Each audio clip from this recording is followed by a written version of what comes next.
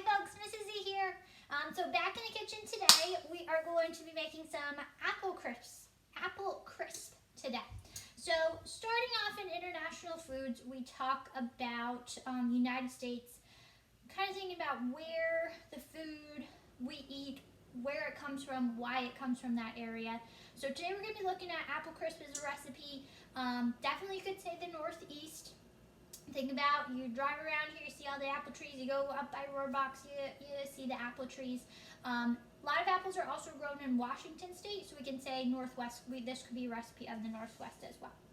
Now something to think about when we are thinking about recipes, when we are thinking about foods, when we are thinking about ingredients, cooking styles, all that of our different regions of, for right now, just the United States, think about what is available in those areas, and that is going to drive what we see in those areas. So if you think about Pennsylvania, seafood is not really a staple food in our area. Why? Because we don't have access to the ocean here.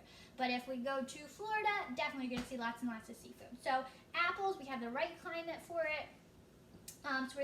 So we can definitely see that it is a dish of Northeast. Okay, so we're going to be making some apple crisp today. Great way to use in the fall. Lots of apples available. Great way to use available local produce that we have. Okay, so I have preheated my oven to 375 degrees, so I have that ready. We're going to bake this right away when we're done with it. We are looking at an 8 by 8 inch pan, metal pan. You can use the reusable ones, you could use the disposable one, whatever. And we're just going to take our cooking spray and we are going to spray this just so it doesn't stick. Make sure we're getting the corners. I usually like to do this over the sink because you don't want to get this on the floor. If you spray it and you get it on the floor, it can be a little slippery and that could be a little bit of the hazard. You don't want anybody falling. Okay, so I have my pan ready to go. Now, I've already started prepping my apples. We're looking at 4 apples here. Let's talk about preparing our apples. Now, we're peeling this, so do we have to wash it? Yes, we do, okay? So we don't know who has touched this apple before you, how many times, how many different people have touched it, if they've washed their hands, if they haven't. So always a good idea to wash our produce. Produce would be your fruits and your vegetables. So I ran this under cool water. Again, even though I'm going to peel it, I still want to wash it to get any of that bacteria off of it. Okay, so I'm going to go ahead and peel this. I have my vegetable peeler here. Now what I like to do is I like to peel over a plate. If you're doing, let's say you're doing carrots, let's say you're doing potatoes, apples in our case, I like to peel over a plate to catch all your peelings.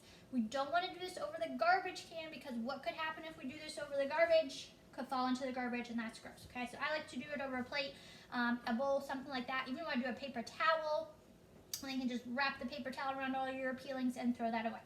So I'm going to get started on peeling my apple. It doesn't have to be perfect.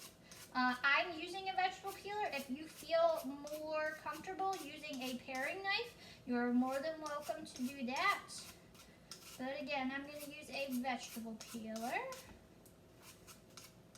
I'm going to go around, and again, I have washed this before I started to peel. And this recipe is great because we're going to practice some of our knife skills as well. So we'll get a little reminder in that. Good way to practice. Okay, so there is my apple. So we can set that aside. Now we are looking for slices of our apples. And kind of I'm going to cut the apple in half. So we'll kind of get half apple slices. Now I have my chef's knife here. I have my cutting board, and if you will notice, I have a wet towel underneath my cutting board. Again, we put the wet towel underneath your cutting board to give it some stability so that when you go to cut, it's not going to slide away from you. So this is just safety measure that helps us keep all of our fingers intact.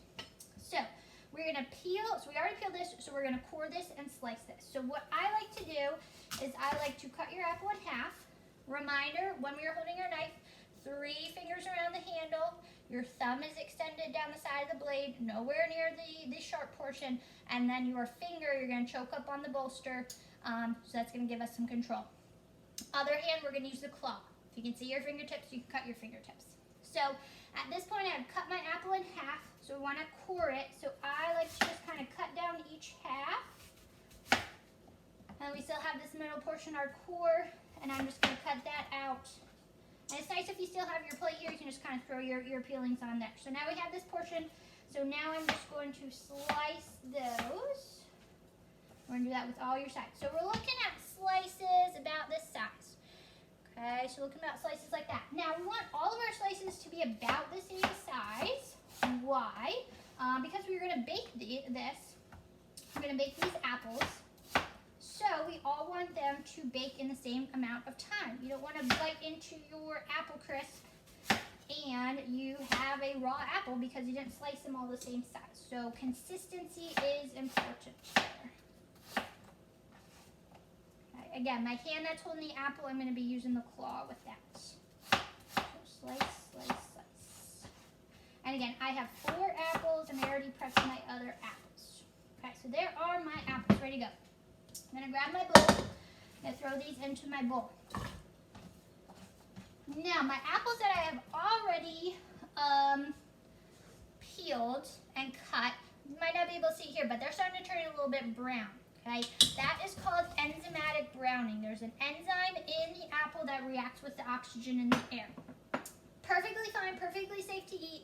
Just doesn't make them the most appetizing. So what we are going to do, what I have here is I have some lemon juice and some vanilla. Now vanilla is just for your flavoring here, but the lemon juice is what's going to prevent these from turning any browner, okay? So that goes on there. Now it's not a lot, just 2 teaspoons. Not even really going to be able to tell it's in there. It's just going to prevent our apples from turning brown because again, once they turn brown, they're not the most appetizing to look at. So again, lemon juice and your vanilla, and I'm going to toss these around. So that is good.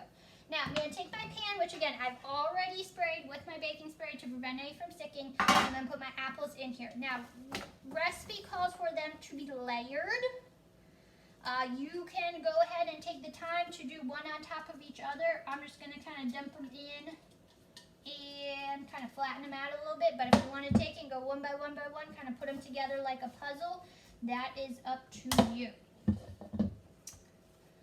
kind of push them down, kind of get them on their flat side. And there we have our apples. Okay, so those are ready to go.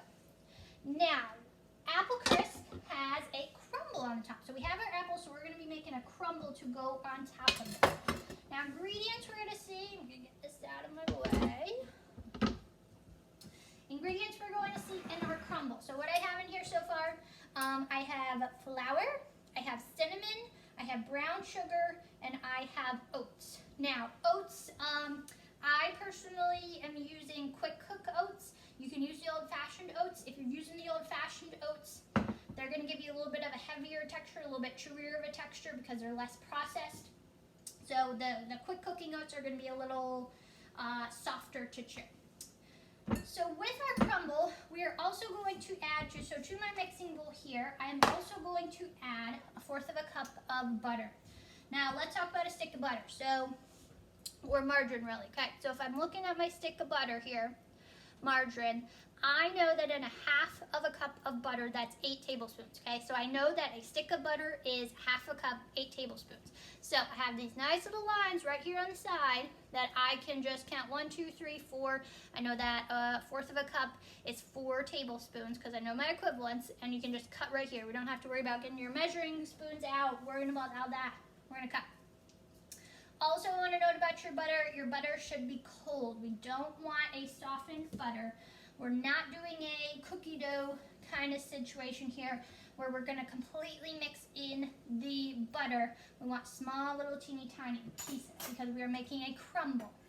So what we want that to look like is a coarse crumb. So we want teeny tiny little pieces of your fat, which is in our case is our butter. It's not completely mixed in because what's going to happen when we go to bake this, that butter is going to kind of melt, and that's going to really get into your apples, and that's what we want. Now, recipe calls for a pastry blender, and I'll put a picture up of the pastry blender. I do not have a pastry blender at home. I know it's bad.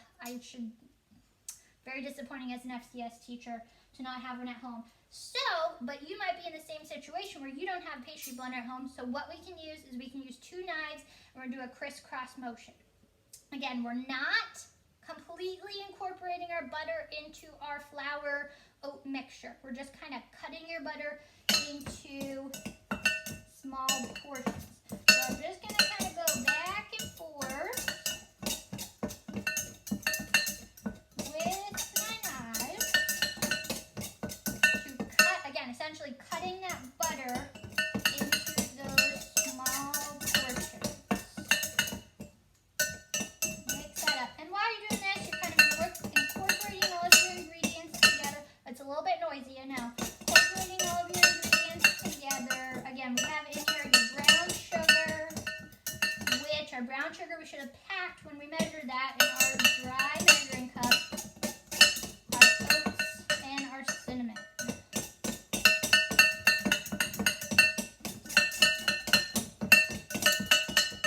Okay, that looks about good. Now we're going to get all that butter off of our knives because we don't want any of that to go to waste. So what I have here, I know it's kind of hard to see, my window is not cooperating, but what I have here is I have little pieces of butter, okay? So this is what I mean by a crumble. It looks crumbly. It looks like you can pick it up in your hand and crumble it into little pieces. I can see my individual little pieces of butter. So this is a crumble. Now some pies, you do a crumble top on a pie. Same thing here when we're doing that. So what we're going to do with this, we have all of our ingredients in here. So I'm going to go ahead and put this on top of my apple mixture. Now you can just dump it, or you could spoon it on. I'm going to spoon it on so I can get an even consistency all the way around. Just kind of spreading this all over my apples. And again, we're using an 8 by 8 inch pan here. So all my little pockets of butter I'm kind of spreading out. And as this bakes, when this goes into the oven, those little pockets of butter, they're going to melt, get all into your apples. Then you have cinnamon in there. This is a great fall recipe. Get something, a pumpkin spice latte maybe to go with it. Be delicious. Actually, I don't like coffee, but I like pumpkin. So it's going to go all on top. Getting all that, a little bit on my spoon there. Okay, so this is ready to go into the oven. So again, I have prepped my apples. Apples are in there. Apples have been tossed in the lemon juice and the vanilla, and then I put my crumble mixture on the top, which was the flour, brown sugar, cinnamon, oats, and my butter. So this is going to go into the oven for about 35 minutes. Again, 375 for 35 minutes. When this comes out, you can serve it. Definitely serve it warm. Put some whipped cream on top of it. Put some vanilla ice cream on top of it. Put both if you want to. This is going to be nice. Again, you can serve it warm. You can throw it in the fridge and serve it cold. Even put a portion on a plate, heat it up in the microwave, whatever. Okay, so again, 35 minutes, 375. Okay, so this, again, recipe of the Northeast. We can also say the Northwest because apples, especially in the fall, apples are definitely going to be plentiful this time of year.